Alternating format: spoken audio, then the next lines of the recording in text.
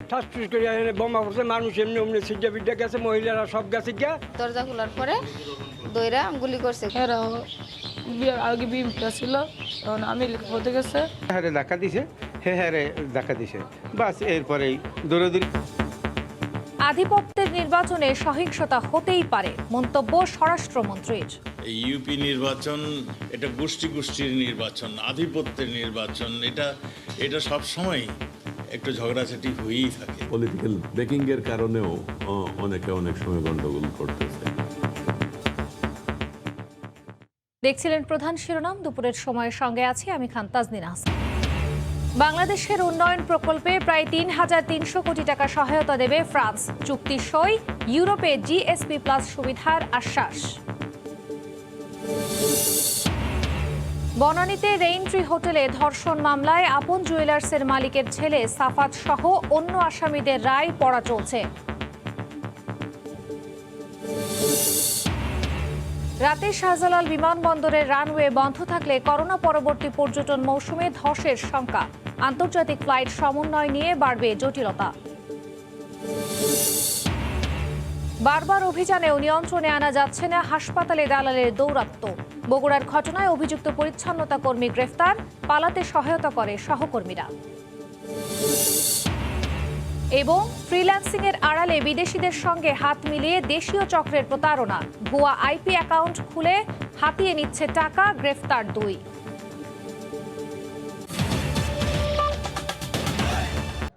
এদিকে কুমিল্লার মেঘনায় ইউপি নির্বাচন নিয়ে সংঘর্ষে একজন মারা গেছেন। এই মুহূর্তে কুমিল্লার লুটেরচর ইউনিয়নে আছেন রিপোর্টার রাশেদ বাপ্পি এবং নরসিংদী সদর হাসপাতালে আছেন সহকর্মী আশিকুর রহমান পিয়াল। প্রথমে যাব বাপ্পির কাছে। বাপ্পি,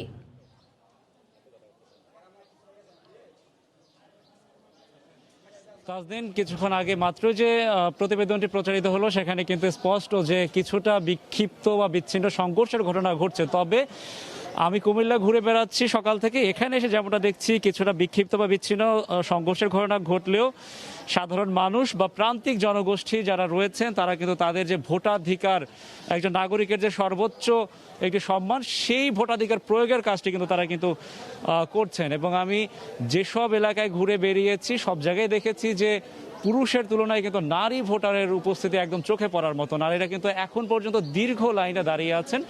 আমি যে কেন্দ্রটিতে রয়েছে এখন, এটি হচ্ছে মোহাম্মদপুর সরকারি প্রাথমিক বিদ্যালয়, লুটেরচর ইউনিয়ন। এখানে এসেও আমরা দেখতে পাচ্ছি নারীরা কিন্তু দীর্ঘ অপেক্ষায় আছেন এবং তারা তার ভোটাধিকার প্রয়োগ করার অপেক্ষায় আছেন। এবং একটু জানিয়ে রাখি যে আমরা যে প্রতিবেদনে দেখেছিলাম যে সারা দেশের কিছু বিক্ষিপ্ত বিচ্ছিন্ন ঘটনা, কুমিল্লাও কিন্তু এর ব্যতিক্রম নয়। একটু জানিয়ে রাখি কুমিল্লা জেলার দুটি উপজেলায় কিন্তু 17টি ইউনিয়নের নির্বাচন হচ্ছে আজ, মেঘনা এবং তিতাস উপজেলায়। এর মধ্যে আমরা সকালে দেখেছি চালিভাঙা ইউনিয়ন, সেখানে কিন্তু কিছু সংঘর্ষের ঘটনা ঘটেছে। সেখানে আমরা দেখেছি নৌকা প্রার্থী এবং বিদ্রোহী প্রার্থীর মধ্যে কিছুটা সংঘর্ষের ঘটনা ঘটে। পরবর্তীতে আমরা দেখেছি দুপুরের দিকে মানিকারচর নামক একটি এলাকা, মানিকারচর একটি এলাকা, সেখানেও আমরা দেখেছি কিছুটা সংঘর্ষের বা কিছু অপ্রীতিকর ঘটনা ঘটেছে। অর্থাৎ বলা যায় যে চেয়ারম্যান প্রার্থীদের ক্ষেত্রে কিন্তু আমরা দেখেছি যে প্রতীকে যে নির্বাচনটা হচ্ছে, অর্থাৎ দলীয় প্রতীকে, এ কারণে কিছুটা সংঘর্ষ বা কিছুটা বিক্ষিপ্ত ঘটনা আমরা দেখেছি। তবে আমরা যেসব মেম্বার পদপ্রার্থী বা সাধারণ সদস্য পদপ্রার্থী দেখেছি সেখানে কিন্তু দেখেছি অনেকটা উৎসবমুখর পরিবেশে তারা কিন্তু বিভিন্ন প্রতীকে তারা দাঁড়িয়েছেন এবং প্রত্যেকে কিন্তু সৌহার্দ্যপূর্ণ একটি পরিবেশ বজায় রাখার চেষ্টা করেছেন এবং সেই বিষয়টি কিন্তু আমাদের চোখে স্পষ্ট হয়েছে।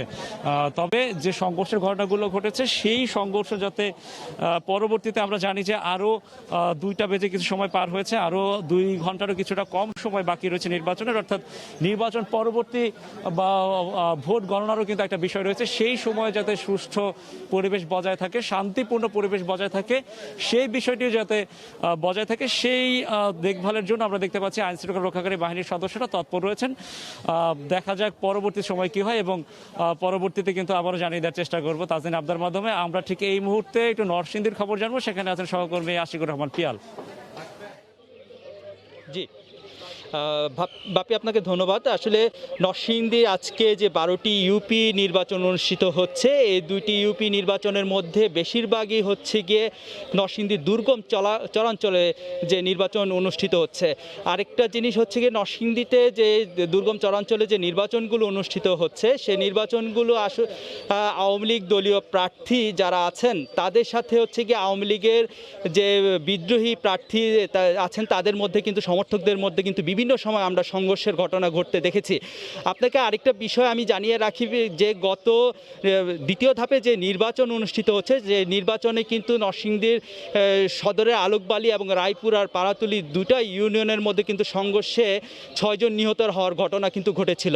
এর প্রেক্ষিতে কিন্তু প্রশাসন কিন্তু এই নির্বাচনকে কেন্দ্র করে কিন্তু নির্বাচন যেন শান্ত পরিবেশ বজায় থাকে সে কিন্তু কঠোর পদক্ষেপ তারা নিয়েছিলেন। কিন্তু নির্বাচনের আগের দিন গতকাল থেকে কিন্তু নরসিংদীর বাঁশগাড়ি ইউনিয়নে কিন্তু দুই পক্ষের, যেটি হচ্ছে কি আশরাফুল হক এবং জাকির হোসেন, দুই প্রার্থীর সমর্থকদের মধ্যে কিন্তু দফায় দফায় গতকাল সন্ধ্যা থেকে কিন্তু সংঘর্ষ চলে আসছিল। সেই সংঘর্ষের পরিপ্রেক্ষিতে কিন্তু আজ ভোরে দুই সমর্থকদের বাড়িতে হামলা এবং ট্যাটা বল্লম নিয়ে আগ্নেয়াস্ত্র নিয়ে কিন্তু হামলা চালায়। সেই হামলায় কিন্তু 3 জন নিহত হয়েছে এবং নিহত 3 জনকে কিন্তু 3 জনের মধ্যে কিন্তু নরসিংদীতে সদর হাসপাতাল মর্গে 2 জনের লাশ পাঠিয়েছে এবং 1 জনের লাশ ঘটনাস্থলে আছে। এই 3 জন নিহতের ঘটনা হচ্ছে 2 জন সমর্থক হচ্ছে জাকির হোসেনের, আরেকজন সমর্থক মারা গিয়েছেন, সেটি হচ্ছে কি আশরাফুল হক, যিনি নৌকা মার্কা প্রতীকে নির্বাচন করছে। আপনাকে আরেকটি বিষয় জানিয়ে রাখি, এখন কিন্তু বাঁশগাড়িতে কিন্তু থমথমে অবস্থা বিরাজ করছে এবং বিচ্ছিন্নভাবে কিছু ঘটনা ঘটছে এবং ধাওয়া পাল্টা দেওয়ার ঘটনা ঘটছে। ওই এলাকায় এখন বিপুল পরিমাণে পুলিশ, র্যাব এবং আইন শৃঙ্খলা রক্ষা বাহিনী মোতায়েন রেখেছে। এই ছিল নরসিংদী থেকে নির্বাচনের সর্বশেষ খবর।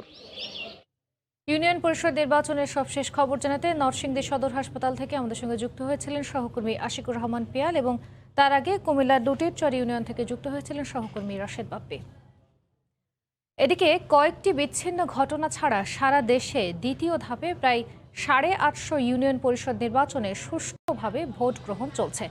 এবার 20টি ইউনিয়ন পরিষদে ইলেকট্রনিক ভোটিং মেশিনে এবং বাকিগুলোতে ভোট হচ্ছে ব্যালট পেপারে। জেলা ও ব্যুরো প্রতিনিধিদের পাঠানো তথ্য ও ছবি নিয়ে রিপোর্ট। নির্ধারিত সময়ের আগেই রংপুর, ঠাকুরগাঁও এবং বরিশালের প্রতিটি কেন্দ্রে ভোটারদের ছিল সরব উপস্থিতি। বৃহস্পতিবার সকাল থেকেই স্বতঃস্ফূর্তভাবে ভোট দিতে আসেন ভোটাররা। উৎসবমুখর পরিবেশ প্রতিটি কেন্দ্রে। সুনামগঞ্জে সুশৃঙ্খলভাবে আলাদা লাইনে দাঁড়িয়ে নির্ধারিত কক্ষে ভোট দেন নারী পুরুষেরা। প্রথমবারের মতো ইভিএমে ভোট গ্রহণ করায় অনেকের আগ্রহ ছিল একটু বেশি। সুষ্ঠু পরিবেশে ভোট দিলাম, ভালো লাগলো। ভোট দিতে আসে অনেক আনন্দিত আমি। ভোট ভালোভাবে দিলাম, কোনো ঝামেলা নেই, খুব সুন্দরভাবে ভোট দিচ্ছি। তো কোনো ধরনের সমস্যা সৃষ্টি হয় নাই। আমরা আশা করি এরকম পরিবেশ সব সময় বিরাজ থাকুক। নির্বাচনী পরিবেশ নির্বিঘ্ন রাখতে ভোলায় আইন শৃঙ্খলা রক্ষা বাহিনীর পাশাপাশি মাঠে ছিলেন ম্যাজিস্ট্রেটও। প্রতিটি কেন্দ্রে আইন শৃঙ্খলা বাহিনীর পর্যাপ্ত উপস্থিতি নিশ্চিত করা হয়েছে। প্রতিটি ভোট কেন্দ্রে বিপুল সংখ্যক মহিলা যারা আমাদের ভোটার রয়েছেন তারা কিন্তু উপস্থিত হয়ে তাদের ভোটাধিকার প্রয়োগ করছেন। দ্বিতীয় ধাপে দেশের 63টি জেলার 115টি উপজেলার 8492টি ভোট কেন্দ্রে ইউপি নির্বাচনের ভোট গ্রহণ হয়। ফারিয়া ফারজানা, সময় সংবাদ। মাদারীপুরের কালকিনিতে ব্যাপক সংঘর্ষের পর পুরো এলাকায় থমথমে অবস্থা বিরাজ করছে। স্থগিত থাকার পর কেন্দ্রে কেন্দ্রে আবারও চলছে ভোট গ্রহণ। এই মুহূর্তে উপজেলার কয়ারিয়া এলাকায় আছেন সহকর্মী সঞ্জয় কর্মকার অভিজিৎ। সরাসরি যাব তার কাছে। অভিজিৎ, সকাল থেকেই প্রত্যেকটি ভোট কেন্দ্রে ঘুরে দেখেছি।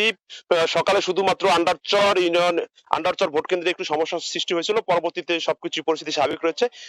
এখন দুপুরের 2টা কিছুটা বেশি বেজেছে। প্রত্যেকটি ভোট কেন্দ্রেই কিন্তু ভোটারের উপস্থিতি বেলা বাড়ার সাথে সাথে বাড়লেও দুপুরের পর থেকে কিন্তু কমতে শুরু করেছে। আমরা পুলিশ প্রশাসনের সাথে কথা বলেছি, তারা যেমনটি জানিয়েছেন যে ভোট কেন্দ্রে ভোটাররা আসলেই শান্তিপূর্ণভাবে এবং নির্বিঘ্নে তাদের পছন্দের প্রার্থীকে ভোট দিতে পারছেন। আপাতত কোথাও কোনো অপ্রীতিকর ঘটনা কিংবা সংঘর্ষের খবর পাওয়া যাচ্ছে না। ভোট কেন্দ্রের বাইরে এবং ভেতরে এবং এছাড়া মোবাইল টিম, ভ্রাম্যমাণ আদালত, জুডিশিয়াল ম্যাজিস্ট্রেট সহ নির্বাহী ম্যাজিস্ট্রেট সহ বিভিন্ন আইন শৃঙ্খলা বাহিনী টহল দিচ্ছে। যারা বহিরাগত রয়েছেন তাদেরকে দূরে সরিয়ে দিচ্ছে এবং আমরা ইতিমধ্যে যতটুকু খবর জানতে পেরেছি যে জাল ভোট দেওয়ার কারণে বেশ কয়েকজনকে আটক করা হয়েছে এবং তাদেরকে জিজ্ঞাসাবাদ করা হচ্ছে এবং পরবর্তীতে তাদের ব্যাপারে কোন ধরনের আইনি পদক্ষেপ নেওয়া হবে সেটি পরে জানানো হবে প্রশাসনের পক্ষ থেকে। আপনাকে একটু বলে রাখি, মাদারীপুরের কালকিনির 13টি ইউনিয়নে আজকে অনুষ্ঠিত হচ্ছে ইউনিয়ন পরিষদ নির্বাচন। এই ভোট গ্রহণ সকাল 8টায় শুরু হয়েছে, বিরতিহীন ভাবে একটানা চলবে বিকেল 4টা পর্যন্ত। আর এই 13টি ইউনিয়নের মধ্যে একটি ইউনিয়নে রমদানপুর ইউনিয়নে চেয়ারম্যান পদপ্রার্থী বিনা প্রতিদ্বন্দ্বিতা নির্বাচিত হয়েছেন। কোনো অপ্রীতিকর ঘটনা না ঘটে এবং বহিরাগত যারা আছে তারা যেন কোনো ধরনের বিশৃঙ্খলা সৃষ্টি না করতে পারে সেই ব্যাপারে তারা তৎপর রয়েছে। তো এই ছিল আমার কাছে যে কালকিনির কয়ারিয়া থেকে ভোট গ্রহণের সর্বশেষ। চলে যাচ্ছি স্টুডিওতে।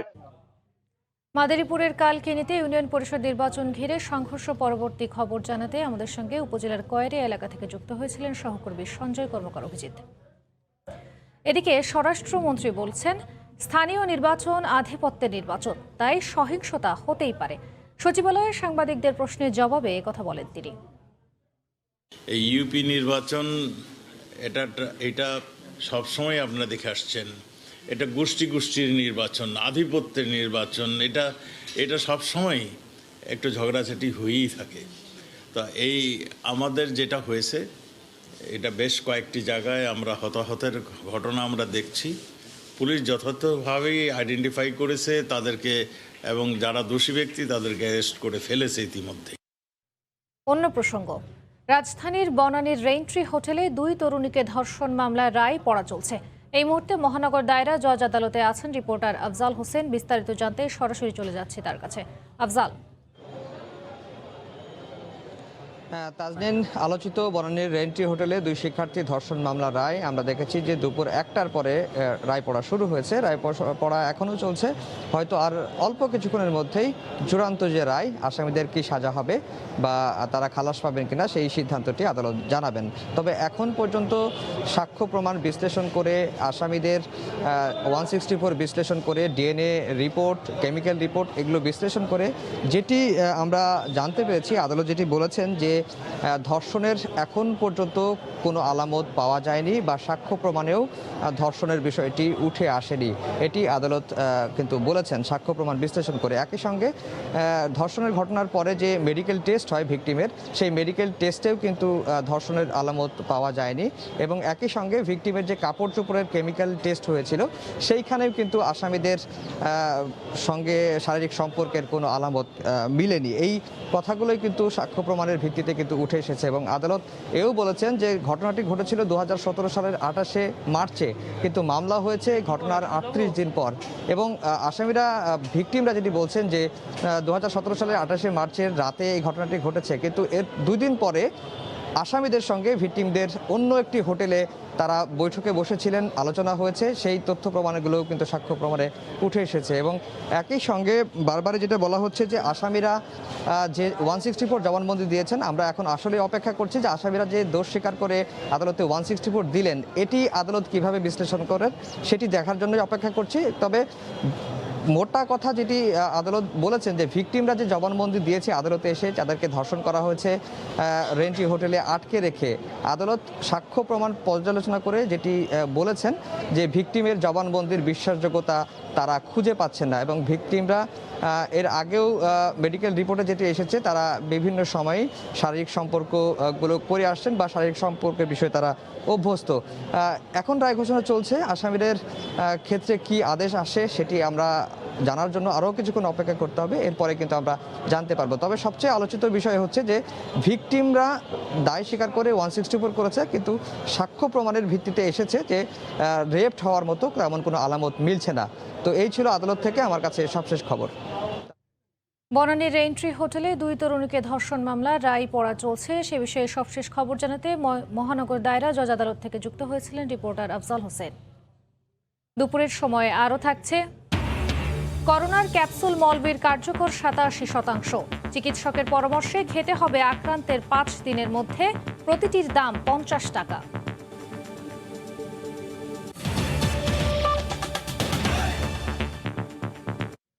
কোভিড ব্যবস্থাপনা, পানি সঞ্চালন এবং বিমান চলাচল খাতে আর্থিক ও প্রযুক্তিগত সহযোগিতা বাড়াতে ফ্রান্সের সঙ্গে 3টি চুক্তি করেছে বাংলাদেশ। শেখ হাসিনার প্যারিস সফরে দেশটির প্রেসিডেন্ট ও প্রধানমন্ত্রীর সঙ্গে বৈঠকের পর এই চুক্তি সই হয়েছে বলে নিশ্চিত করেছেন পররাষ্ট্রমন্ত্রী। এই উন্নয়ন প্রকল্পে ঢাকাকে প্রায় 3,300 কোটি টাকা সহায়তা দেবে প্যারিস।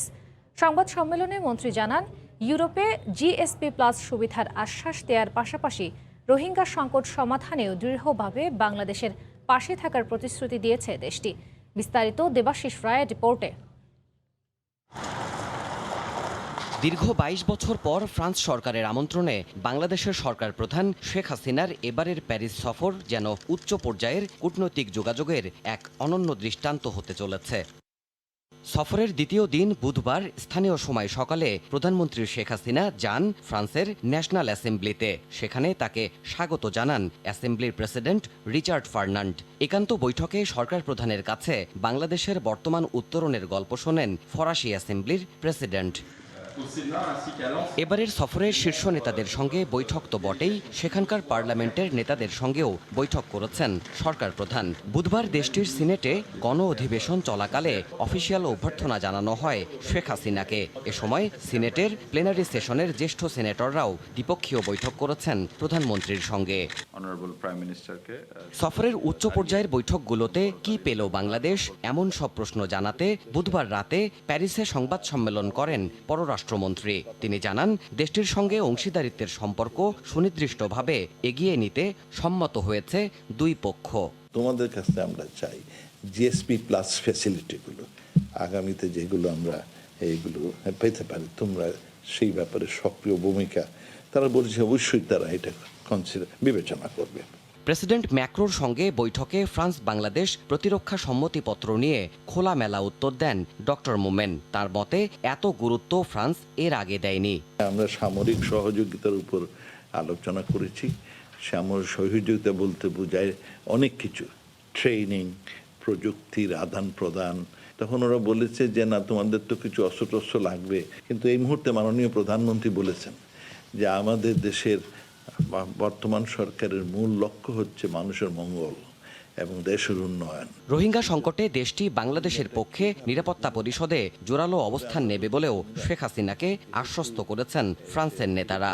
ফ্রান্স বলেছে তারা সিকিউরিটি কাউন্সিলের সদস্য, তারা বলেছে যে এই ইস্যুটা তারা জোরদার আরো জোরালোভাবে তুলে ধরবে। এর আগের শীর্ষ নেতাদের সঙ্গে বৈঠকের পাশাপাশি আবাসস্থলে প্রধানমন্ত্রীর সঙ্গে এদিন সৌজন্য সাক্ষাৎ করেছেন 3টি বড় ফরাসি প্রতিষ্ঠানের শীর্ষ নেতৃত্ব। বিমান নির্মাতা প্রতিষ্ঠান এয়ারবাসের সিইও গুইলাম ফরি বাংলাদেশকে এভিয়েশন খাতে সহযোগিতার আশ্বাস দিয়েছেন। দেবাশিস রায়, সময় সংবাদ। রাতে শাহজালাল বিমানবন্দরের রানওয়ে বন্ধ থাকলে করোনা পরবর্তী পর্যটন মৌসুমে ধসের শঙ্কা করছেন এভিয়েশন বিশেষজ্ঞরা।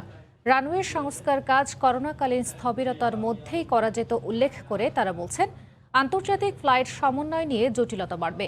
যদিও সরকার বলছে বিকল্প হিসেবে জরুরি প্রয়োজনে ব্যবহার করা যাবে সিলেট বিমানবন্দরকে।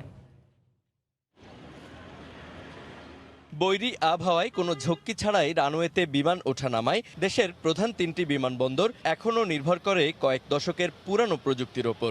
ঢাকা, চট্টগ্রাম ও সিলেট বিমানবন্দর যে ILS প্রযুক্তি ব্যবহার করে তার দৃষ্টিসীমা মাত্র 600 মিটার। ফলে শীতকালে ঘন কুয়াশায় প্রায়ই রানওয়ের দৃষ্টিসীমা নেমে আসে 50 থেকে 0 মিটারে। এই পরিস্থিতিতে নিরাপত্তার কারণে কোনো ফ্লাইটকেই তখন দেয়া হয় না ওঠানামার অনুমতি।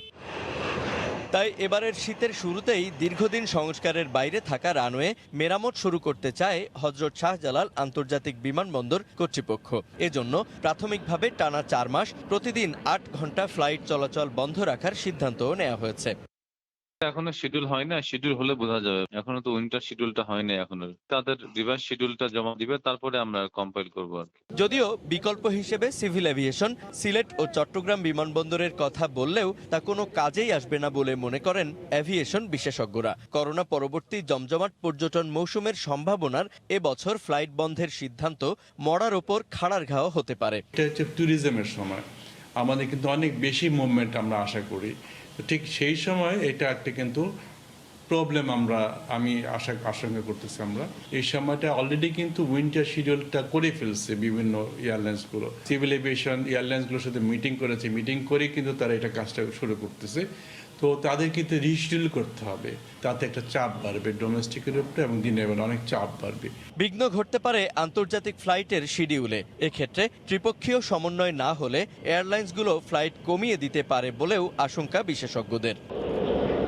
জুবায়ের ফয়সাল, সময় সংবাদ, ঢাকা।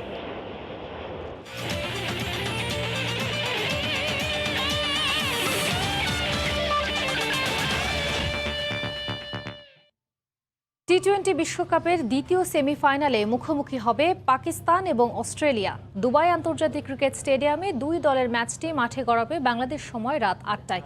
এই মুহূর্তে দুবাইয়ে আছেন রিপোর্টার সাজিদ মুস্তাহিদ। সরাসরি চলে যাচ্ছি তার কাছে। সাজিদ, গতকালকে প্রথম সেমিফাইনালতে কিন্তু আমরা মনে হচ্ছিল যে একটা ম্যারমেরে ম্যাচ হবে, তবে নিউজিল্যান্ড যখন ব্যাটিংয়ে নামে, বাট জিমি নিশাম মাঠে নামার পর কিন্তু আসলে পুরো ম্যাচের চিত্রটাই পাল্টে যায় এবং শেষ পর্যন্ত 2019 ওয়ার্ল্ড কাপের ফাইনালের ক্ষতে কিছুটা হলো প্রলেপ দেয় কিন্তু নিউজিল্যান্ড ক্রিকেট দল। আজকেও আরও একটি বিগ ম্যাচ এবং দুবাই হবে ম্যাচটা। দুবাই ম্যাচ মানে কিন্তু একটু বাড়তে উন্মাদনা পায় এবং এই ম্যাচে যেহেতু খেলছে পাকিস্তান, সাউথ এশিয়ার একমাত্র প্রতিনিধি হিসেবে তারাই কিন্তু আসলে টিকে আছে। আমরা যে এলাকাটাতে আছি বা আমরা জানি যে দুবাই কিন্তু প্রচুর পাকিস্তানে বসবাস করেন। এরই মধ্যে স্থানীয় অনেকের সাথে কথা হয়েছে বা কথা হয়, তারা কিন্তু আজকের ম্যাচটি নিয়ে অনেক প্রিপারেশন নিচ্ছেন যে হয়তো বা কেউ মাঠে যেতে পারবেন না, কিন্তু নিজেদের বাসায় বা রেস্টুরেন্টে বসে খেলাটা দেখবেন। তবে এই গুরুত্বপূর্ণ ম্যাচটিতে নামার আগে কিছুটা কিন্তু ব্যাকফুটে আছে পাকিস্তান ক্রিকেট দল। আমরা গতকালকে জানিয়েছিলাম পাকিস্তান দলের ভাইটাল দুজন প্লেয়ার মোহাম্মদ রিজওয়ান ওপেনার এবং উইকেট কিপার, একই সঙ্গে শোয়েব মালিক, তারা দুজনে কিন্তু কিছুটা ফ্লুতে আক্রান্ত। যদিও কোভিড নেগেটিভ তারা টিমের সবাই, তবে ফ্লুটা কিন্তু আসলে কিছুটা মানে তার প্রকোপটা একটু বেশি থাকে। তারা কিন্তু গতকাল অনুশীলন করেননি। আজকে সকাল 11টা পর্যন্ত আসলে দেখার কথা ছিল টিম ম্যানেজমেন্টের বা বিভিন্ন সূত্রের মাধ্যমে, যেটা জানতে পেরেছিলাম সকাল 11টার মধ্যে যদি তারা সুস্থ না হন সেক্ষেত্রে কিন্তু বিকল্প ভাবনা আছে পাকিস্তান ক্রিকেট দল, এবং সেটা হচ্ছে মোহাম্মদ রিজওয়ান এবং শোয়েব মালিকের পরিবর্তে তারা খেলাবে সরফরাজ আহমেদ এবং হায়দার আলী, যারা এখনও এই ওয়ার্ল্ড কাপে একটি ম্যাচও কিন্তু খেলেননি। তবে যদি তারা খেলতে না পারেন, এটা কিন্তু পাকিস্তান দলের জন্য অনেক বড় একটা ধাক্কা হবে।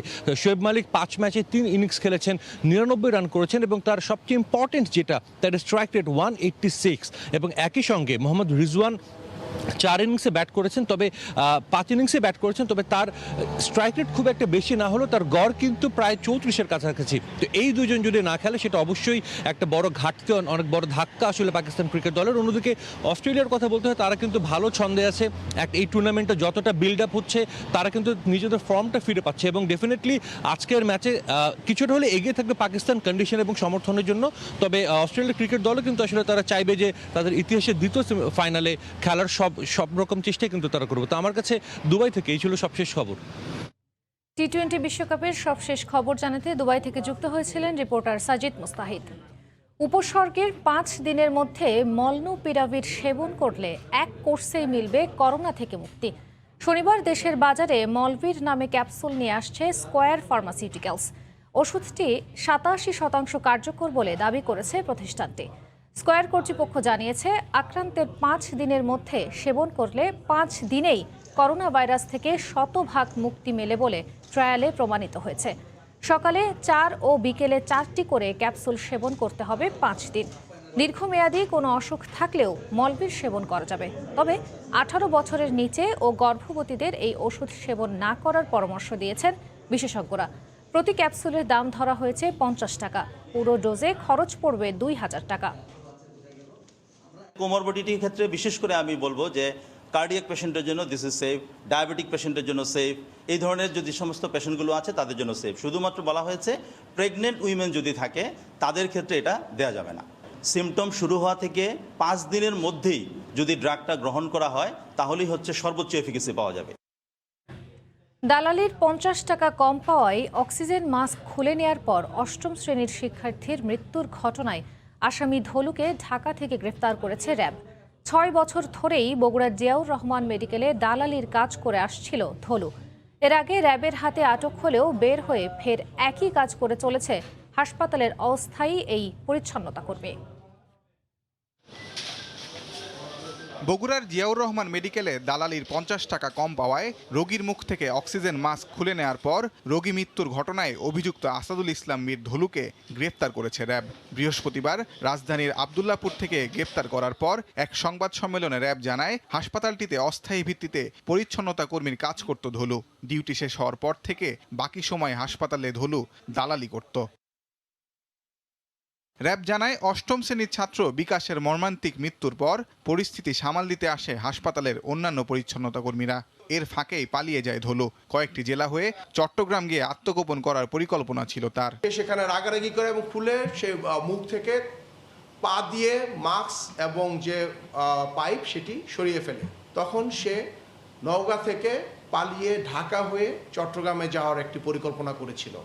এই অবস্থায় তাকে আমরা আব্দুল্লাহপুর থেকে গ্রেফতার করতে সক্ষম হই। এর আগেও দালালির অভিযোগে র্যাবের হাতে গ্রেফতার হয়েছিল ধলু। মানুষকে চিকিৎসার সহযোগিতার কথা বলে দালালি করা বা প্রতারণা করা, এই জাতীয় কাজ সে গত 6 বছর যাবৎ বিভিন্ন সময় করে আসছিল এবং ইতিপূর্বে সে বিভিন্ন সময় আমাদের র্যাব বা আইন শৃঙ্খলা বাহিনীর মোবাইল কোর্টের মাধ্যমেও তাকে আটক করা হয়েছিল। গত মঙ্গলবার মোটরসাইকেলের ধাক্কায় গুরুতর আহত হওয়ার পর 17 বছরের কিশোর বিকাশ চন্দ্র দাসকে নেওয়া হয় বগুড়ার জিয়াউর রহমান মেডিকেলে। এ সময় ধলু 200 টাকার বিনিময়ে বিকাশের চিকিৎসার ব্যবস্থা করার আশ্বাস দেয়। পরে ওই কিশোরের পরিবার 150 টাকা দেয়। 50 টাকা কম দেয় বিকাশের অক্সিজেন মাস্ক খুলে নেয় ধলু। এতে মারা যায় সে। তাজওয়ার মাহমুদ, সময় সংবাদ, ঢাকা। ফ্রিল্যান্সিংয়ের আড়ালে বিদেশি প্রতারকদের সঙ্গে হাত মিলিয়ে প্রতারণা করে চলছে দেশীয় এক চক্র। ভুয়া আইপি অ্যাকাউন্ট খুলে হাতিয়ে নিচ্ছে বৈদেশিক মুদ্রা। জড়িত অভিযোগে সিরাজগঞ্জ থেকে 2 জনকে আটক করেছে কাউন্টার টেরোরিজম ইউনিট। প্রতারণার এই ধরনকে পুলিশ বলছে নিউ অ্যাকাউন্ট ফ্রড। বুলবুল রেজার রিপোর্ট। বিদেশি স্ক্যামারদের সঙ্গে হাত মিলিয়ে দেশে বসেই বিশ্বের নামি দামি বিনিয়োগ প্রতিষ্ঠানের অর্থ আত্মসাৎ করছে দেশীয় স্ক্যামাররা। কয়েকটি ধাপ পেরিয়ে হাতিয়ে নেওয়া হচ্ছে অর্থ। প্রথমে কোনো আন্তর্জাতিক বিনিয়োগ পরামর্শক প্রতিষ্ঠানে আইডি খুলে তারা দিতে হয় ব্যক্তিগত ও ব্যাংক অ্যাকাউন্টের তথ্য। যাচাইয়ের অংশ হিসেবে প্রতিটি আইডির ব্যাংক অ্যাকাউন্টে সাময়িকভাবে $1 দিয়ে থাকে বিনিয়োগ প্রতিষ্ঠান। তথ্য যাচাই শেষে 2-3 দিনের মধ্যে এই অর্থ আবার ফেরত নেওয়ার কথা, কিন্তু তার আগেই টাকা চলে যায় প্রতারকদের পকেটে।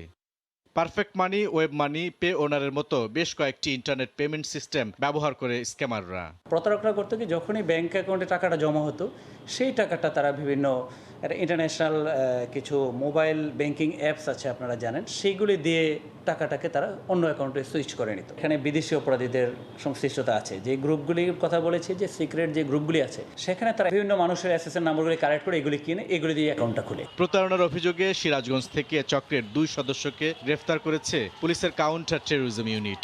ভুয়া তথ্য ব্যবহার করে বিনিয়োগ প্রতিষ্ঠানে 1 লাখ অ্যাকাউন্ট খুলেছিল তারা। এর মধ্যে 15,000 অ্যাকাউন্ট থেকে তারা $15,000 সরিয়েছে। অ্যালার্মিং জায়গাটা হচ্ছে যে যেই 2 জনকে ধরেছি তারা 2 জনই কিন্তু নিজেদেরকে ফ্রিল্যান্সার এন্টারপ্রেনিয়র হিসেবে পরিচয় দিচ্ছে। যে তাদের সাথে তাদের আন্ডারে প্রায় 30-40 জন করে ফ্রিল্যান্সার কাজ করেন। একটা পটেনশিয়াল একটা সেক্টর, এটাকে প্রমোট করা হচ্ছে সরকারিভাবে বা সবভাবে। আমরা চাই যে ফ্রিল্যান্সিংটাকে প্রমোট হোক। তো সেখানে ফ্রিল্যান্সাররা কিন্তু জেনে না জেনেই কিন্তু অপরাধে জড়িয়ে পড়ার একটা রিস্ক কিন্তু রয়ে গেছে। ফ্রিল্যান্সিং এর আড়ালে যারা অবৈধভাবে এই ধরনের প্রতারণার আশ্রয় নিচ্ছে তাদের সবাইকে আইনের আওতায় আনার কথা জানিয়েছে সিটিটিসি। বুলবুল রেজা, সময় সংবাদ, ঢাকা। দুপুরের সময় আরও থাকছে, লন্ডন স্টক এক্সচেঞ্জের মাধ্যমে ঢাকার শেয়ার বাজারে বিনিয়োগ করতে পারবেন প্রবাসী বাংলাদেশিরা। ব্যবসায়ীদের আগ্রহ প্রকাশ।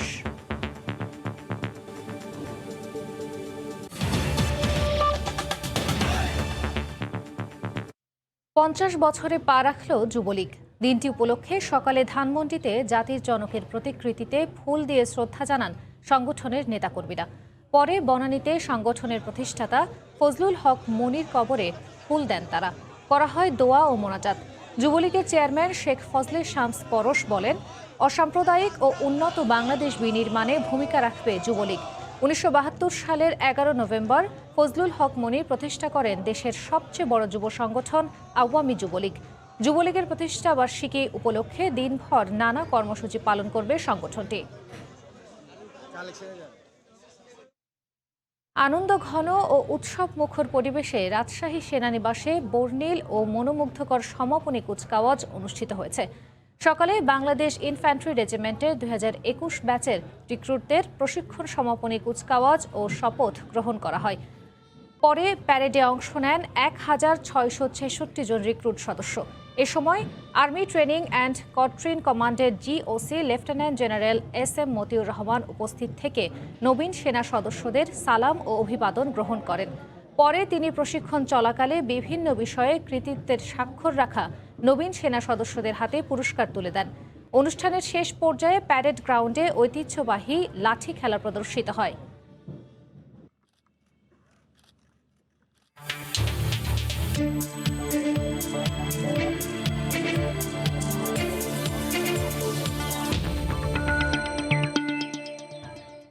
ডিজেলের বাড়তি দরের নেতিবাচক প্রভাব পড়ছে কৃষিতে। হঠাৎ দর বাড়ায় চাষাবাদে বাড়তি খরচ বোঝা হিসেবে দেখছেন বরেন্দ্র জনপদের চাষিরা। কৃষক বলছেন, কৃষিতে ব্যয় বাড়লেও উৎপাদিত ফসলের ন্যায্য দর পাওয়া নিয়ে শঙ্কায় তারা। নওগাঁ থেকে MR রকি রিপোর্ট, ক্যামেরায় ছিলেন রকিবুল ইসলাম। নওগাঁ সদর উপজেলার বালুভরা গ্রামের কৃষক ওসমান গনি চলতি রবি মৌসুমে 1.5 বিঘা জমিতে রোপণ করছেন আলু। জমি প্রস্তুত সব ফসল ঘরে তুলতে তার হিসাবের খাতায় ধরে রেখেছিলেন 9 থেকে 10 হাজার টাকা।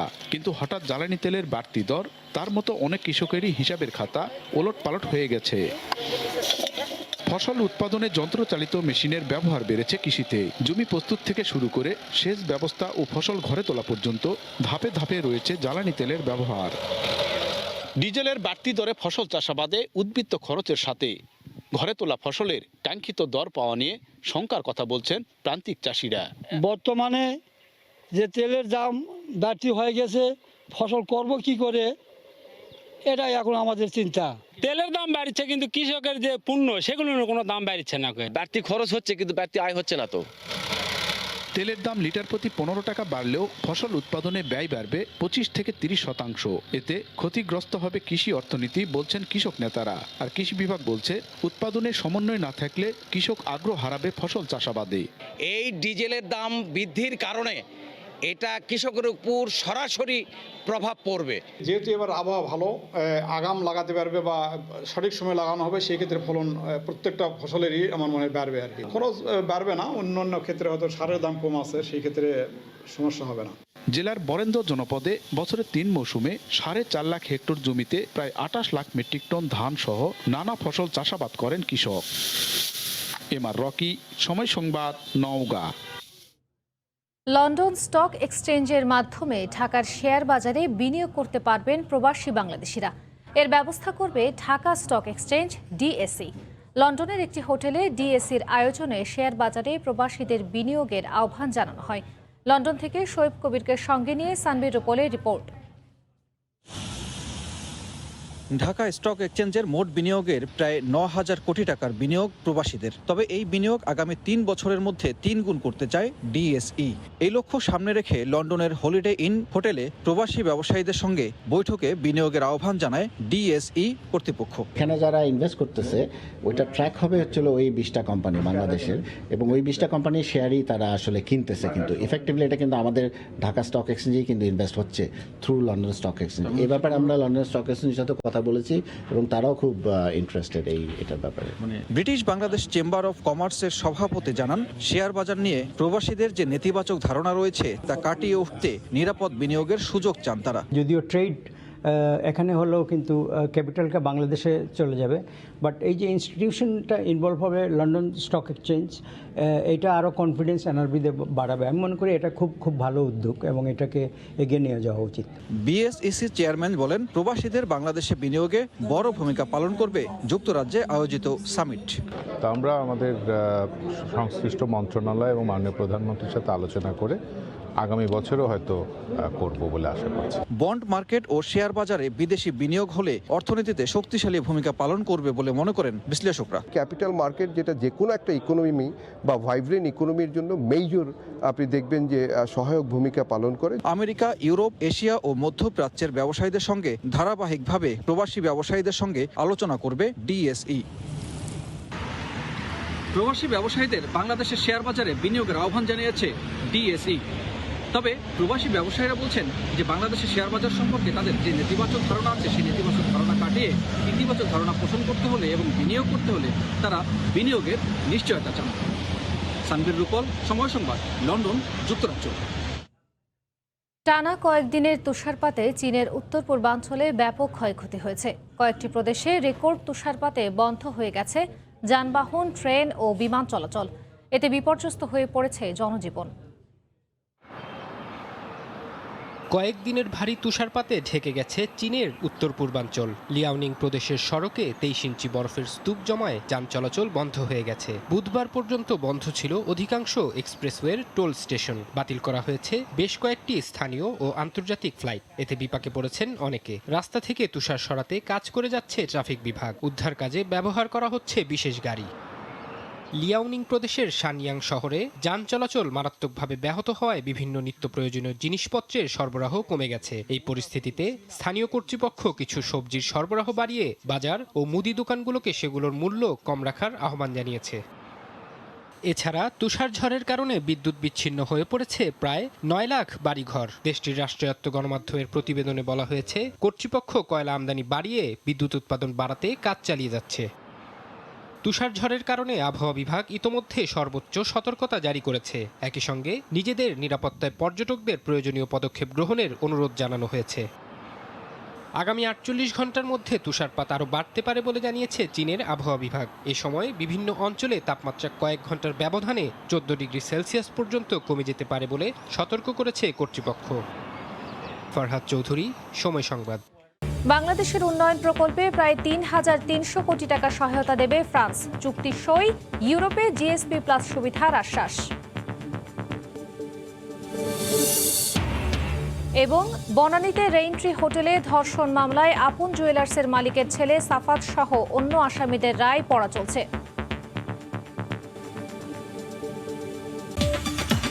এই ছিল দুপুরের সময়। সঙ্গে থাকুন সময়ের।